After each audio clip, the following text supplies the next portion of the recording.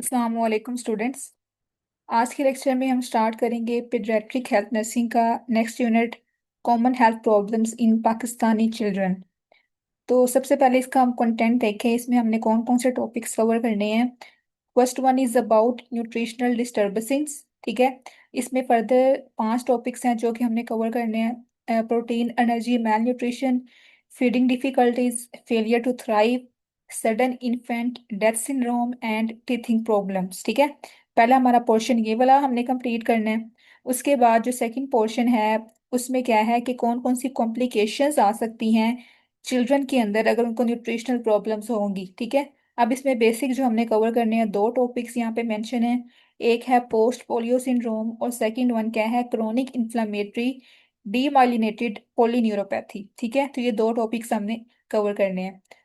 अब इसमें जो हमने बुक से देखने हैं, बुक से जो टॉपिक आपके कवर हो रहे हैं वो जस्ट 3 टॉपिक्स आपकी बुक पे दिए हुए हैं। इसमें फर्स्ट वन क्या है, प्रोटीन, एनर्जी, मैल न्यूट्रिशन, जिसमें क्वाशॉर्कर और मरासमस आ जाएगा। उसके बाद फेलियर टू थ्राइव, ये आपकी बुक पे दिया हुआ है, ये हम वहां से करेंगे।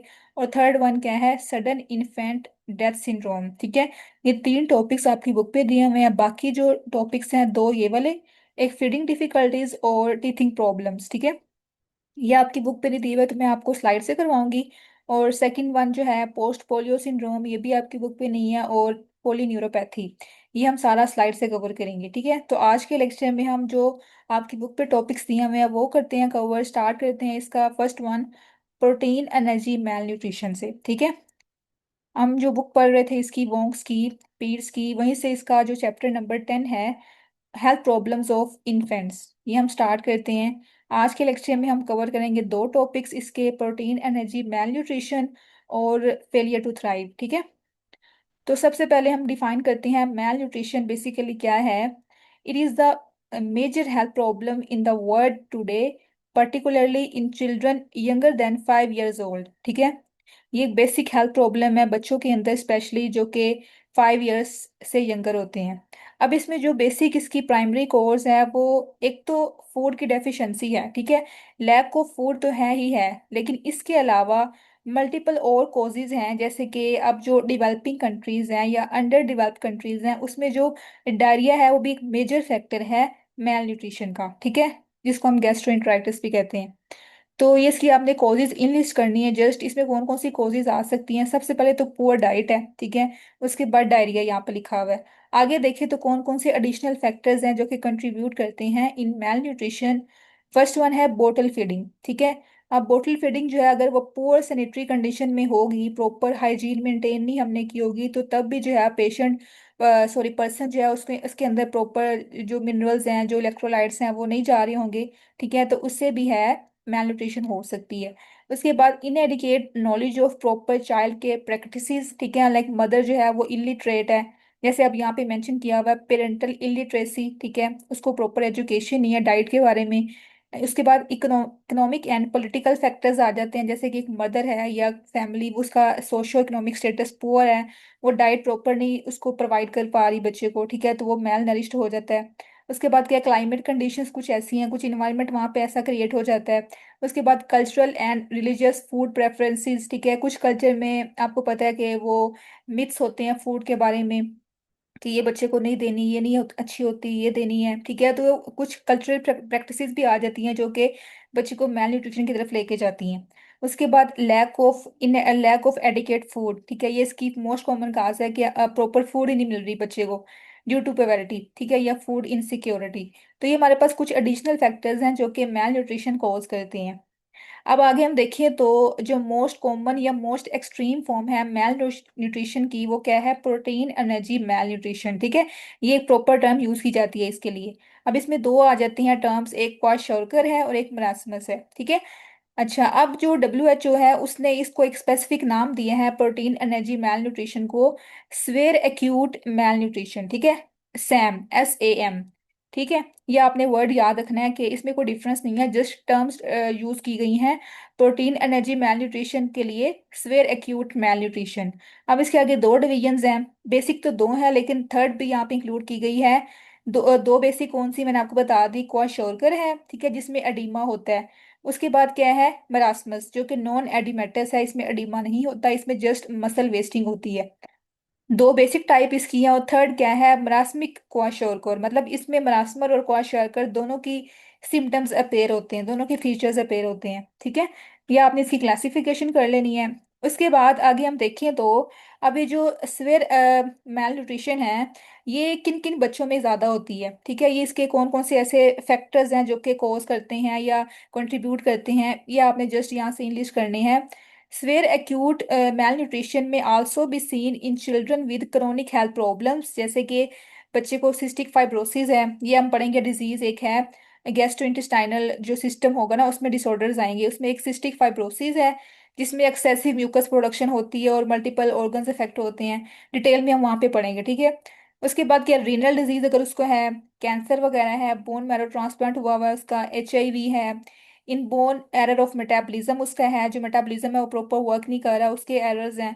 या फिर GI मेल एब्जॉर्प्शन है, ठीक है, प्रॉपर उसका जो डाइजेस्टिव सिस्टम है वो वर्क नहीं कर रहा, न्यूट्रिएंट्स को एब्जॉर्ब नहीं कर रहा, उससे माल न्यूट्रिशन हो सकती है। उसके बाद प्रोलॉन्ग्ड अनट्रीटेड एनोरेक्सिया नर्वोसा, ठीक है, ये भी एक डिजीज है, एक इलनेस है जिसमें एपिटाइट पुअर हो जाती है, ठीक है।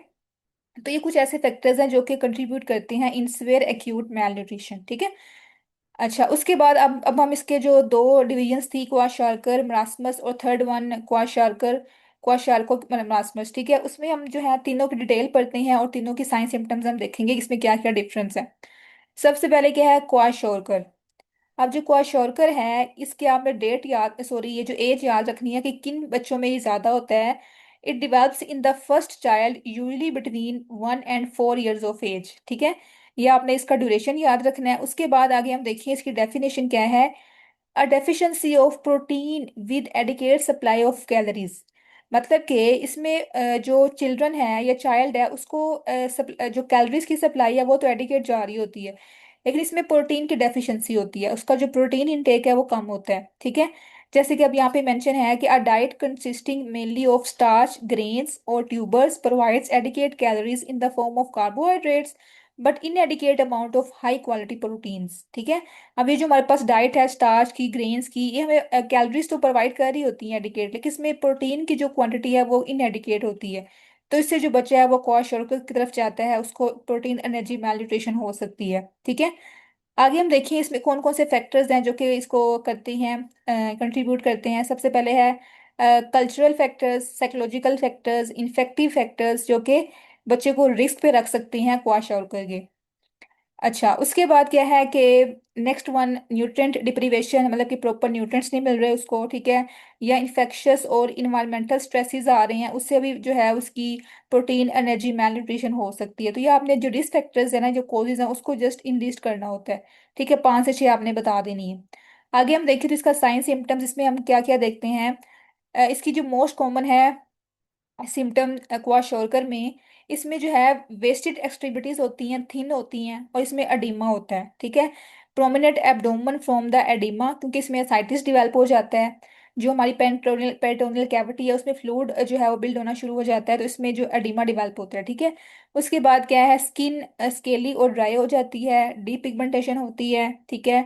उसके बाद इसमें मल्टीपल विटामिन डेफिशिएंसीज भी आ जाती हैं, क्योंकि आपको पता है जब सॉरी मेल न्यूट्रिशन होगी तो इलेक्ट्रोलाइट्स की डेफिशिएंसी भी होगी, विटामिन्स की डेफिशिएंसीज भी होगी, और मिनरल्स भी डेफिशिएंट होंगे, ठीक है। उसके बाद क्या, जब विटामिन ए नहीं होगा तो ब्लाइंडनेस हो सकती है।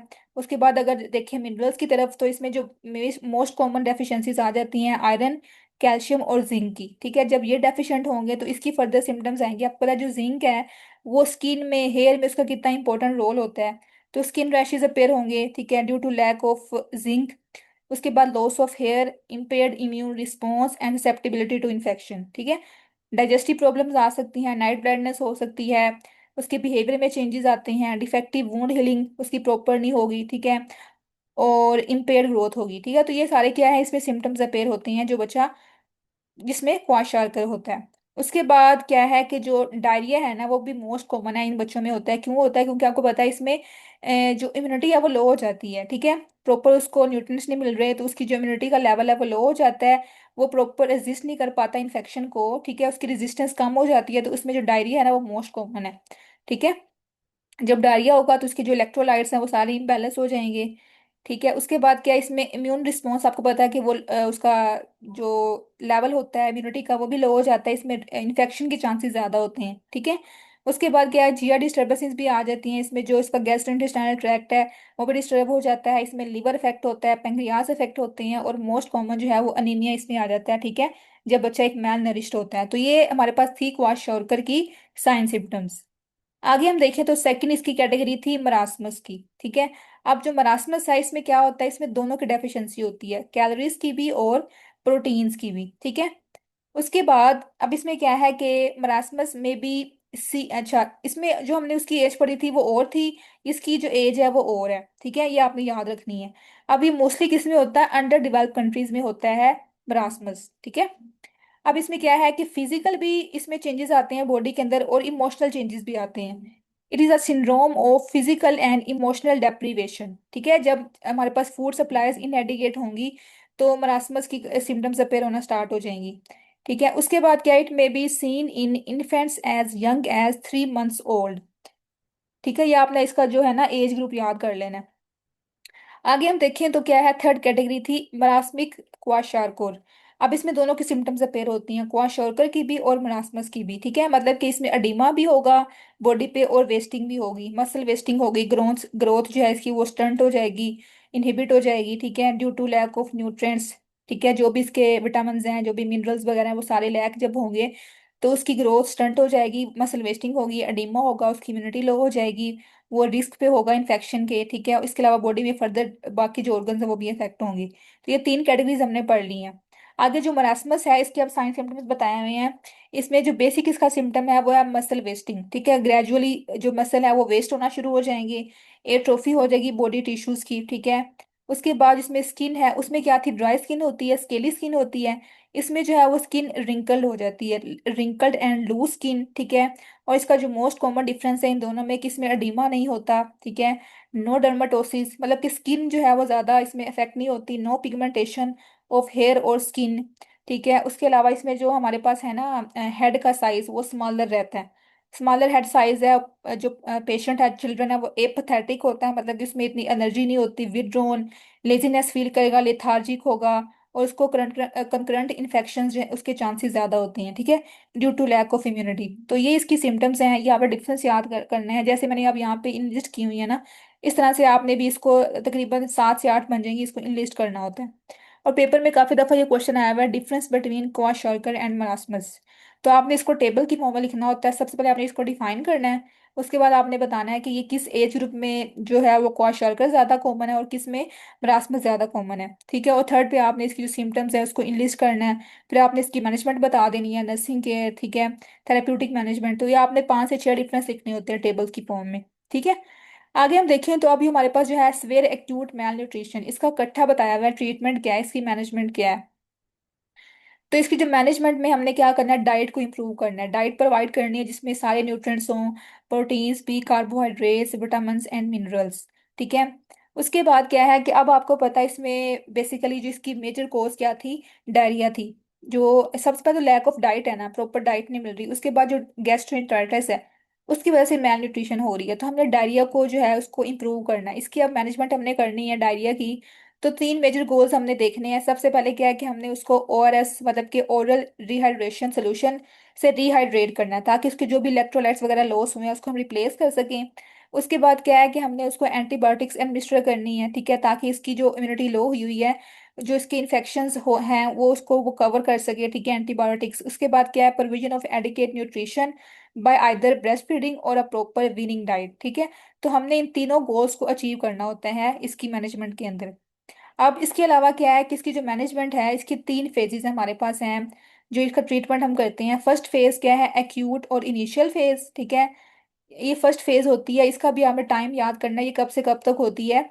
फर्स्ट फेज 2 to 10 डेज का ये होता है फेज, और इसमें हम क्या प्रोवाइड करते हैं उसको, ओरल रिहाइड्रेशन थेरेपी देते हैं। ठीक है, and treatment of diarrhoea and intestinal parasites. ठीक है, इसमें बेसिकली हम डायरिया को ट्रीट कर रहे होते हैं।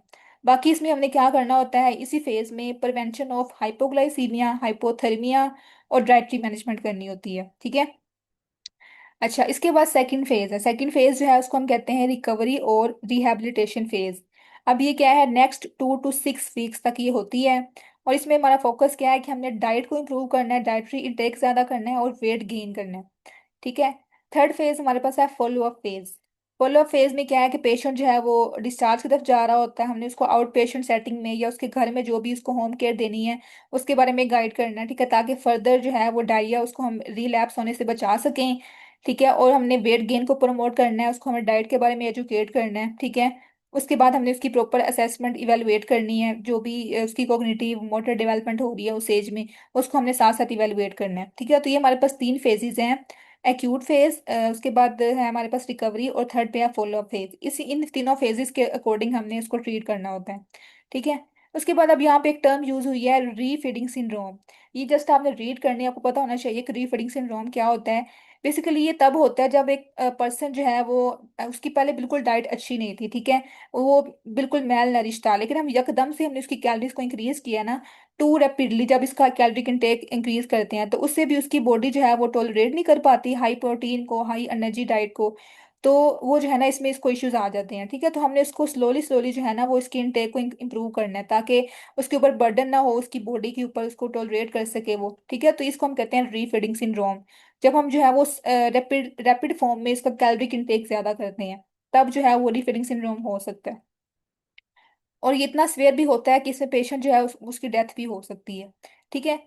अच्छा, उसके बाद अब इसमें आपने और पॉइंट्स ऐड कर लेने हैं इसकी मैनेजमेंट में, कि हमने पेशेंट को जो है एक तो वो रिहाइड्रेशन थेरेपी दे दी। ठीक है, उसकी डायरिया को ट्रीट कर लिया। उसके बाद हमने इसको विटामिन्स एंड मिनरल सप्लीमेंट, ये इंपॉर्टेंट है क्योंकि आपको पता है इसमें विटामिन्स की डेफिशिएंसी हो जाती है, zinc calcium iron most common है जो मिनरल्स डेफिशिएंट होते हैं।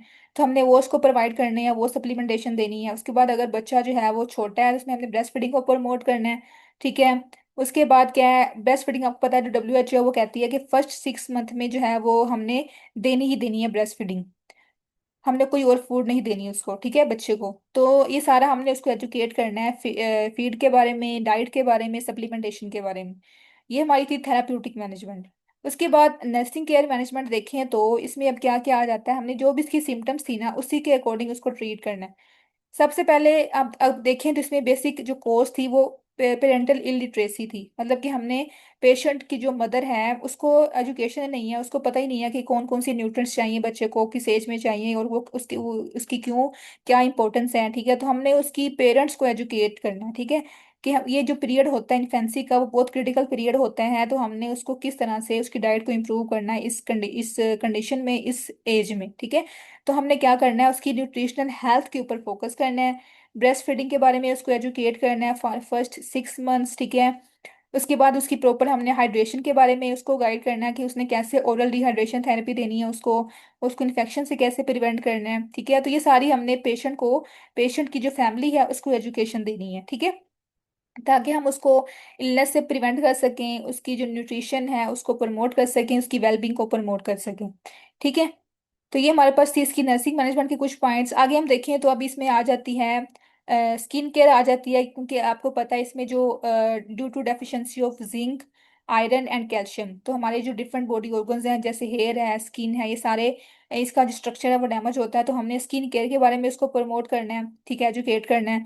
और उसके अलावा अब इसमें फीड जो है वो बताना है, अगर वो ब्रेस्ट फीडिंग पे हमने पहले प्रमोट करना है, अगर ब्रेस्ट फीडिंग नहीं कर रहा वो तो हमने ट्यूब फीडिंग की तरफ उसको लेके जाना है। ठीक है, ट्यूब फीडिंग में क्या आपको पता है कि NG फीड दे देते हैं, OG फीड देते हैं, और इसमें हमने कौन से वो यूज करने हैं फार्मूलाज उसके बारे में एजुकेट करना है, कौन सी हाई कैलोरी के होते हैं। ठीक है, इन्फेंट फार्मूला उसके बारे में हमने उसको बताना है। ठीक है, तो ये हमने सारी इसको एजुकेशन देनी है डाइट के बारे में। ठीक है, ताकि बच्चा जो है वो जल्दी ग्रो कर सके, जल्दी जो है उससे रिकवर हो सके। तो ये हमारे पास था इसका फर्स्ट टॉपिक, स्वेयर एक्यूट मैल न्यूट्रिशन, जिसमें हमने पढ़े फर्दर 3 क्वाशॉर्कर मरासमस एंड क्वाशॉर्की मरासमस। ठीक है, ये आपने अच्छे से रीड करना है। अब इसमें जो मोस्ट इंपॉर्टेंट क्वेश्चन है वो इसकी ये मैनेजमेंट है, पेपर में काफी दफा पूछी हुई है कि इसको हम कैसे मैनेज करते हैं। और इसके अलावा इसका जो डिफरेंस था मैंने आपको बताया, क्वाशार्कर और मरासमस का डिफरेंस पेपर में काफी दफा पूछा गया है। ठीक है, तो ये इसके मोस्ट इंपॉर्टेंट क्वेश्चन हैं दो, मैनेजमेंट और डिफरेंस। आगे हम देखें तो सेकंड क्या था हमारा टॉपिक, फेलियर टू थ्राइव। ये भी आपकी बुक पे दिया हुआ है और ये पेपर में काफी दफा आया हुआ है। डिफाइन इसका पूछा हुआ है, डेफिनेशन पूछी हुई है, इसकी आगे 4 कैटेगरीज हैं वो पूछी हुई हैं। ठीक है, क्लासिफिकेशन, तो ये हम पढ़ते हैं आज। नेक्स्ट, अच्छा पहले हम करते हैं इसको डिफाइन। फेलियर टू थ्राइव क्या है, It is defined as inadequate growth resulting from inability to obtain or use calories required for growth। ठीक है, इसमें बेसिकली जो बच्चा है ना उसकी ग्रोथ इनएडिकेट होती है। ठीक है, अब वो ग्रोथ इनएडिकेट क्यों होती है? क्योंकि वो कैलोरीज को प्रॉपर उसका इनटेक नहीं हो रहा। वो कैलोरीज डेफिशिएंसी की वजह से उसकी जो ग्रोथ है, उसकी जो डेवलपमेंट है वो डिले हो रही है, वो इनएडिकेट हो रही है। ठीक है, तो वो ग्रो नहीं कर पा रहा। फेलियर टू सर्वाइव है, फेलियर टू थ्राइव है। ठीक है। अच्छा, अब इसमें बेसिकली क्या होता है कि जो इसके दो पैरामीटर्स होते हैं ना, हाइट और वेट, दोनों में जो है ना उसकी डिसलेशन आ रही होती है, दोनों में जो है ना उसका गेन नहीं हो रहा होता। ठीक है, हाइट और वेट दोनों को हम देखते हैं इसमें।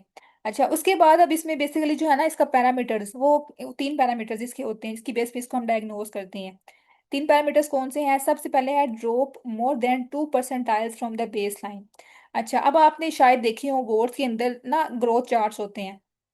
जो ग्रोथ चार्ट्स है ना वो ग्राफ की फॉर्म में दिए होते हैं और उसमें ना परसेंटाइल्स बने होते हैं। First percentile, second, third, fourth, fifth. ठीक है, तो ये परसेंटाइल्स जो है ना इसको हम देखते हैं कि इस हम ग्रोथ को चेक करते हैं कि कितनी परसेंटाइल जो है वो अगर लो है तो उसकी ग्रोथ ज्यादा हो रही है, कम हो रही है। ठीक है, तो इसमें हमने इस क्राइटेरिया को फॉलो करना होता है उस ग्रोथ चार्ट के थ्रू। ठीक है, अगर उस पर्सन की बेस लाइन से 2% लेस है, ठीक है, तो मतलब कि उसकी ग्रोथ नहीं हो रही प्रॉपर। इसमें हम इसको लेके आते हैं, उसको फेलियर टू थ्राइव हो सकता है। उसके बाद क्या है, या तो वो below the third to fifth percentile रह रहा है परसिस्टेंटली। ठीक है, उसकी ग्रोथ हो ही नहीं रही, वो लो लेवल पे रह रहा है। उसके बाद या फिर क्या है, less than 80th percentile of median weight for height measurement. ठीक है, या तो हमने देखना है उसका जो 2% से बेस लाइन से लो उसका लेवल है ग्रोथ का, या फिर थर्ड टू फिफ्थ से बिलो रह रहा है परसिस्टेंटली। ठीक है, और या फिर 80th से उसका लेस रह रहा है वेट फॉर हाइट मेजरमेंट। ठीक है, इसमें हमने देखना होता है वेट को भी और हाइट को भी। तो ये तीन हमारे पास क्राइटेरियाज होती हैं, अगर तीनों मीट कर रहे हैं तो मतलब कि वो बच्चा जो है फेलियर टू थ्राइव की तरफ जा रहा है। ठीक है, आगे हमने क्या करना है, इसकी देखनी है क्लासिफिकेशन। इसकी चार कैटेगरीज हैं और ये किस बेस पे हैं, इसकी पैथोफिजियोलॉजी की बेस पे हैं। ठीक है, चार इसकी क्लासिफिकेशन, ये आपने याद रखना है। उसके बाद आगे हम देखें तो इसकी चार कैटेगरीज कौन सी हैं। सबसे पहले है इनएडिकेट कैलोरिक इनटेक। अच्छा, अब अगर पेशेंट जो है बच्चा, अगर वो उसकी कैलोरीज इनटेक नहीं है, इनएडिकेट है, ठीक है, तो उसको हो सकता है फेलियर टू थ्राइव, उसकी ग्रोथ प्रॉपर नहीं होगी, उसकी डेवलपमेंट नहीं प्रॉपर होगी। अब इनएडिकेट कैलोरिक इनटेक किन कंडीशन में हो सकता है? या तो वो प्रॉपर फॉर्मूला नहीं ले रहा, ठीक है, जो उसकी वो फीडिंग थी वो नहीं ले रहा। उसके बाद निगलेक्ट हो रहा है। ठीक है, उसके बाद क्या, फूड फेयर्स, ये वही बात है जिसमें वो मिथ्स वगैरह होते हैं कि बच्चे को ये नहीं देना तो वो नहीं देना। ठीक है, ये कुछ ऐसे मिथ्स हैं जिसकी वजह से जो है वो बच्चा जा सकता है इसमें फेलियर टू थ्राइव में। उसके बाद एक्सेसिव जूस कंजम्पशन, इसमें भी जो है वो हो सकता है इसमें, क्योंकि आपको पता है जूस में जो है प्रॉपर उसमें नहीं होती, डाइट वगैरह नहीं होती जो उसको चाहिए होती है। पोवर्टी हो सकती है एक रीजन। ब्रेस्ट फीडिंग प्रॉब्लम्स आ सकती हैं, बच्चा प्रॉपर फीड नहीं कर रहा, या फिर उसकी जो है ना पेरेंटल रिस्ट्रिक्शन आ रही है, प्रॉपर इनटेक नहीं दे रहा, जो मदर है वो नहीं दे रही उसको जो उसको चाहिए कैलोरीज। ठीक है, तो ये सारी प्रॉब्लम्स आ सकती हैं। इसमें इनएडिकेट कैलोरिक इनटेक होता है, जब एडिकेट इनटेक नहीं होगा तो बच्चा जो है वो अल्टीमेटली ग्रोथ और डेवलपमेंट डिले हो जाएगी। उसके बाद सेकंड क्या है इसकी कैटेगरी, इनएडिकेट एब्जॉर्प्शन, मतलब कि उसका इनटेक तो अच्छा है, इनटेक क्लियर है वो, लेकिन उसकी जो एब्जॉर्प्शन है वो नहीं हो रही। एब्जॉर्प्शन क्यों नहीं हो रही? उसको कोई ना कोई डिजीज है, गट की डिजीज है, कोई इंटेस्टाइनल डिजीज है जो कि एब्जॉर्प्शन नहीं कर पा रहा वो। जैसे कि सिस्टिक फाइब्रोसिस, इसमें प्रॉपर एब्जॉर्प्शन नहीं हो रही। सीलियक डिजीज है, क्रोन डिजीज है, ये आप पढ़ेंगे सारी, बल्कि आपने ये पहले पढ़ ली होंगी एशियन के अंदर। ठीक है, उसके बाद क्या है, मिनरल डेफिशिएंसीज वगैरह है, हिपैटिक डिजीज है, कोई पीलियट्रीजिया है, बाइल प्रोडक्शन नहीं हो रही। ठीक है, कोई स्टीनोसिस है। तो ये सारे जो है ना वो, इनमें क्या होता है कि प्रॉपर एब्जॉर्ब नहीं कर पा रहे न्यूट्रिएंट्स उसकी बॉडी, इससे हो सकती है उसकी ग्रोथ और डेवलपमेंट डिले। थर्ड कैटेगरी क्या है, इंक्रीज्ड मेटाबॉलिज्म। ठीक है, कि उसका जो इनटेक है वो अच्छा है, इनटेक प्रॉपर ले रहा है, लेकिन उसका जो मेटाबॉलिज्म है वो इतना फास्ट है ना कि वो उसकी जितनी उसको चाहिए, ठीक है, वो उसमें सारा कुछ वो उसी में मेटाबॉलिज्म में यूटिलाइज हुई जा रही है एनर्जी वगैरह। ठीक है, तो इसमें अब किस कंडीशन में ज्यादा होता है बीएमआर मेटाबॉलिज्म, किस में ज्यादा होता है? जैसे कि हाइपरथायरॉयडिज्म उसको है, उसके बाद कंजेंटल हार्ट डिजीज वगैरह, क्रोनिक इम्यूनोडेफिशिएंसी, इसमें मेटाबॉलिज्म ज्यादा होगा उसका। ठीक है, और वो उसको प्रॉपर जो है ना एनर्जी बाकी उसके रिएक्शंस में नहीं उसको मिल रही होगी। ठीक है, तो इसमें हो सकता है। उसके बाद क्या है, डिफेक्टिव यूटिलाइजेशन, मतलब बॉडी उसको प्रॉपरली यूटिलाइज नहीं कर पा रही न्यूट्रिएंट्स को, कैलोरीज को। जैसे कि अब इसमें क्या है, कोई मेटाबॉलिक डिजीज आ सकती है, कोई कंजेंटल इन्फेक्शन आ सकता है। ठीक है, तो इसकी चार कैटेगरीज हैं जो कि आपने रीड करनी है, इसमें से क्वेश्चन आया हुआ पेपर में। इसकी कौन सी चार कैटेगरीज हैं on the basis of pathophysiology. ठीक है, आगे हम देखें तो इसको जो है ना, कुछ फैक्टर्स बताए हुए हैं, कौन कौन से फैक्टर्स हैं जो कि इसको लीड करते हैं फेलियर टू थ्राइव को। इस फैक्टर में सबसे पहले क्या है कि अगर एक बच्चा प्री टर्म पैदा हुआ है, ठीक है, उसका लो बर्थ वेट है, वेरी लो बर्थ वेट या फिर एक्सट्रीमली लो बर्थ वेट, ठीक है, तो उसमें जो है वो आ सकती है, ग्रोथ रिस्ट्रिक्शन आ सकती है, वो फेलियर टू थ्राइव में जा सकता है, ठीक है। बाकी और इसके रिस्क फैक्टर्स कौन कौन से हैं, जैसे कि उसको कोई ना कोई हार्ट डिजीज है ऑलरेडी, ठीक है, कंजेनिटल हार्ट डिजीज है, और या फिर क्या है कि इनएडिकेट कैलोरिक इनटेक, वही मैल एब्जॉर्प्शन है, प्रॉपर वो एब्जॉर्ब नहीं कर पा रहा, इंक्रीज्ड एनर्जी एक्सपेंडिचर, उसकी बॉडी में ज़्यादा रिक्वायरमेंट है एनर्जी की जो कि वो नहीं ले रहा, ठीक है। तो ये सारी जो फैक्टर्स हैं वो के जो लीड करते हैं फेलियर टू थ्राइव की तरफ, ठीक है, ये आप नहीं लिस्ट करने हैं। और कुछ फैक्टर्स और भी हैं, जैसे कि फूड फेयर्स, वही जो हमने पहले पढ़े, चाइल्ड अब्यूज, चाइल्ड निगलेक्ट हो रहा है, उसकी मदर को प्रॉपर एजुकेशन नहीं है, ठीक है, फीडिंग रेजिस्टेंस आ रही है, फैमिली स्ट्रेस है, न्यूट्रिशनल नॉलेज नहीं है। तो ये सारे फैक्टर्स आप लिख सकते हैं पहले वाले, ठीक है। उसके बाद क्या है कि हमने हमने इसको डायग्नोज कैसे करना है। सबसे पहला जिसका क्राइटेरिया वो है कि हमने उसको असेस करना है क्लिनिकली, ठीक है, उसको हमने ऑब्जर्व करना है, उसकी हाइट देखनी है, उसका वेट देखना है, प्रॉपर इंक्रीज हो रहा है कि नहीं हो रहा। जो स्टैंडर्ड्स हमारे हैं, जो हमें डब्ल्यू एच ओ ने दिए हुए हैं कि किस जो है ना परसेंटाइल तक बच्चे, हमने देखना है कि वो एक्सेप्टेबल स्टैंडर्ड, जैसे कि फिफ्थ परसेंटाइल तक जो है उसका प्रॉपर हाइट वेट, ये हमने चेक करना है, ठीक है। अगर वो नहीं हो रहा स्टैंडर्ड्स के अकॉर्डिंग, तो मतलब कि वो इसमें जा रहा है फेलियर टू थ्राइव में, ठीक है। और ये अक्यूट भी हो सकता है, क्रोनिक भी हो सकता है। अच्छा, ये हमने देख लेने हैं इसके चार्ट से, ठीक है, कि वो उसकी स्टैंडर्ड्स मीट कर रहा है कि नहीं कर रहा है प्रॉपर परसेंटाइल्स के अकॉर्डिंग। उसके बाद हमने इसकी करनी होती है एंथ्रोपोमेट्रिक मेजरमेंट। अब इसमें क्या आ जाता है, इसमें उसका वेट आ जाता है, हाइट आ जाती है, बीएमआई बॉडी मास इंडेक्स आ जाता है, ठीक है। और हमने फिर बाकी और किस तरह से इसको असेस करना है, फिजिकली एग्जामिन करना है, डेवलपमेंटल असेसमेंट करनी है कि जो उसके डेवलपमेंटल माइलस्टोन्स हैं वो अचीव कर रहा है कि नहीं कर रहा, ठीक है। उसके बाद फैमिली असेसमेंट करनी है कि फैमिली जो है इसका किस हद तक नॉलेज है, उसका सोशो इकोनॉमिक स्टेटस कैसा है, ठीक है, उसकी मदर को नॉलेज है कि नहीं है डाइट के बारे में। तो ये सारी हमने उसकी हिस्ट्री ले लेनी है, फैमिली से भी और उसकी मदर से भी, ठीक है। और बाकी हमने कुछ और फैक्टर्स के बारे में पूछना है कि कोई डाइटरी रिस्ट्रिक्शंस तो नहीं है बच्चे को, कोई फूड एलर्जी तो नहीं है, ठीक है, पेरेंटल स्टेटस स्टेटस कैसा है, ठीक है। तो ये सारे फैक्टर्स जो हैं वो भी कंट्रीब्यूट करते हैं, तो इसके जरिए जो है हम उसको असेस कर सकते हैं, डायग्नोज कर सकते हैं, ठीक है। अच्छा, ये हो गया।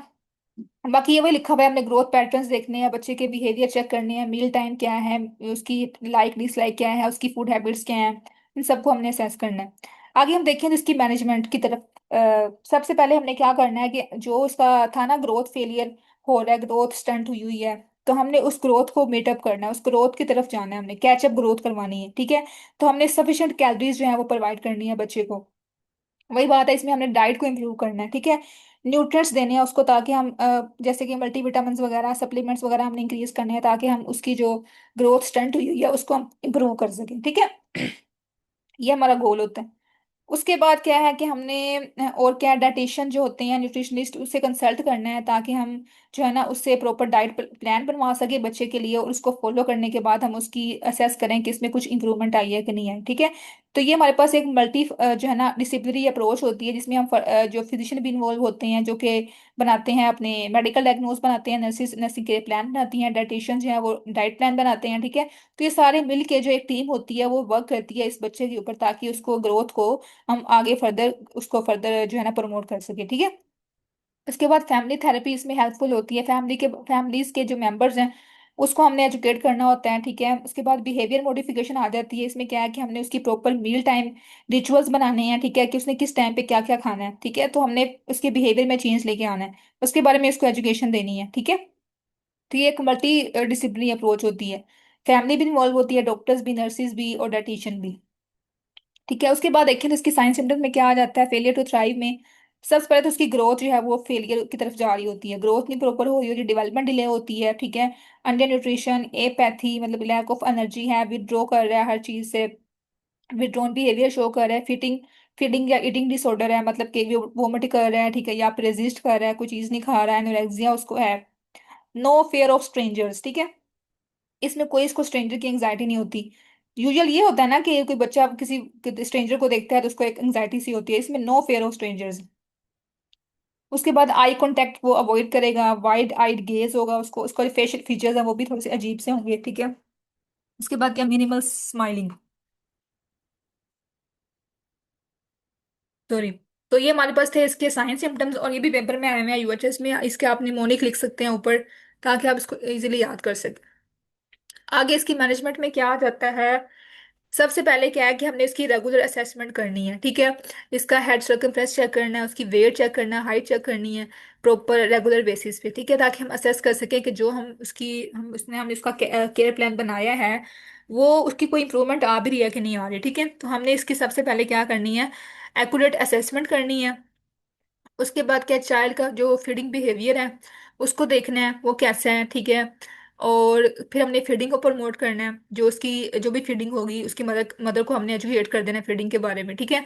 उसके बाद फैमिली थेरेपी हमने इसमें उसको करना है, एड्रेस करना है, ठीक है, इसको इम्प्रूव करना है चाइल्ड पेरेंट चाइल्ड रिलेशनशिप को, ठीक है। उसके बाद क्या है, और आप इसमें ऐड कर सकते हैं कि वही उसको हमने एजुकेट करना है मदर को डाइट के बारे में, उसको इंकरेज करना है कि वो हेल्दी ईटिंग की तरफ उसको ले जाए, ठीक है। एक हमने प्रॉपर इन्वायरमेंट जो है वो क्रिएट करना है, फीडिंग इन्वायरमेंट, ठीक है। ये हो गया। उसके बाद क्या है, फोर प्राइमरी गोल्स कौन कौन से हैं इसकी मैनेजमेंट में। सबसे पहला हमारा गोल होता है कि हमने न्यूट्रिशनल डेफिशिएंसी को करेक्ट करना है, ठीक है। जब वो डेफिशिएंसी करेक्ट होगी तो अल्टीमेटली उसकी ग्रोथ जो है वो प्रमोट होगी, ठीक है। ग्रोथ उसकी जो है वो जो डिले हुई थी वो सही हो जाएगी, ठीक है। तो पहला हमारा गोल था न्यूट्रिशनल डेफिशिएंसी को करेक्ट करना है। दूसरा क्या है कि हमने एडिकेट कैलोरीज प्रोवाइड करनी है, ठीक है, उसकी ग्रोथ को कैचअप करने के लिए। थर्ड पे क्या है, हमने बॉडी कंपोजिशन को रिस्टोर करना है। और फोर्थ पे है educating the parents of primary care givers, ठीक है, हमने उसको एजुकेशन देनी है डाइट के बारे में, फीडिंग मेथड्स के बारे में और न्यूट्रिशन के बारे में। तो ये हमारे पास फोर मेजर गोल्स होते हैं फेलियर टू थ्राइव में, ठीक है। तो ये हमारे पास थी इसकी बेसिक मैनेजमेंट। आगे वही लिखा हुआ है कि इसमें हमने उसको प्रॉपर सप्लीमेंटेशन के बारे में बताना है, ट्यूब फीडिंग के बारे में बताना है, ठीक है, ब्रेस्ट फीडिंग अगर वो करता है उसके बारे में उसको हमने एजुकेशन देनी है। तो ये सारी जो है वो इसमें आप वही पहली बार लिख सकते हैं कि हमने इसको प्रॉपर न्यूट्रिशन के बारे में गाइड करना है, ठीक है। बाकी इसमें मेजर रोल फैमिली का होता है, फैमिली को हमने ज़्यादा से ज़्यादा एजुकेट करना है और उसको इन्वॉल्व करना है, इंगेज करना है सारे मेंबर्स को, ठीक है। तो ये हमारे पास था इसका second topic failure to thrive, ये हमने कंप्लीट किया। आज के लेक्चर में हमें दो टॉपिक्स पढ़े हैं, प्रोटीन एनर्जी मैल न्यूट्रिशन और फेलियर टू थ्राइव। ये हमने बुक से कवर किया है। नेक्स्ट लेक्चर में हम देखेंगे सडन इन्फेंट डेथ सिंड्रोम, और बाकी जो हमारा पोर्शन है वो मैं आपको स्लाइड से करवाऊंगी, ठीक है। ये पूरा आपने अच्छे से रीड करना है, कोई भी आपको क्वेश्चन हो तो आपने मुझसे ग्रुप में पूछ लेना। ओके, अल्लाह हाफिज।